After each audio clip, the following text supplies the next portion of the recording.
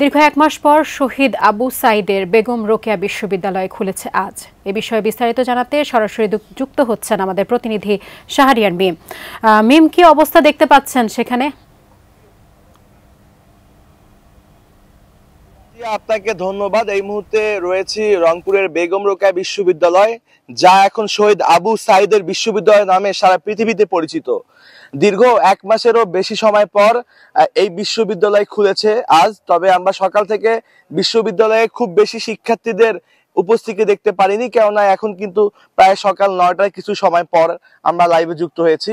আমরা যদি একটু প্রশাসনিক ভবনের সামনে আপনাদেরকে দেখাই, এখানে কিন্তু বেগম রোকেয়া বিশ্ববিদ্যালয়ের যারা প্রশাসনিক ভবনের যারা কর্মরত রয়েছেন তারা কিন্তু এসেছেন। এছাড়াও শিক্ষকরা অনেকেই কিন্তু বিশ্ববিদ্যালয়ে ইতিমধ্যে এসেছেন, অনেকে আবার আসবেন।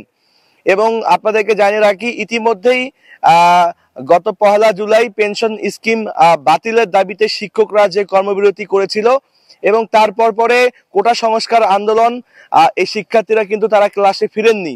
সবকিছু মিলে দীর্ঘ এক মাসেরও বেশি সময় এই বিশ্ববিদ্যালয় বন্ধ ছিল। গত 16 জুলাই এই বিশ্ববিদ্যালয়ের শহীদ আবু সাঈদ ইংরেজি বিভাগের যে শিক্ষার্থী পুলিশের গুলিতে নিহত হবার পর তার পরের দিন এই বিশ্ববিদ্যালয়ে আবারও বন্ধ ঘোষণা করা হয়। তো এখন বিশ্ববিদ্যালয় আজ থেকে খুলছে। অন্তর্বর্তীকালীন সরকারের প্রধান উপদেষ্টার নির্দেশনায় কিন্তু বিশ্ববিদ্যালয় খুলে গিয়েছে। এই বিশ্ববিদ্যালয়ে আমরা এসেছি, আসার পর আমরা দেখছি যে কিছুটা শিক্ষার্থীরা আমরা দেখতে পাচ্ছি, তবে অনেক শিক্ষার্থীরা এখনো আসেনি। বেলা বাড়ার সাথে সাথে তারা আসবেন।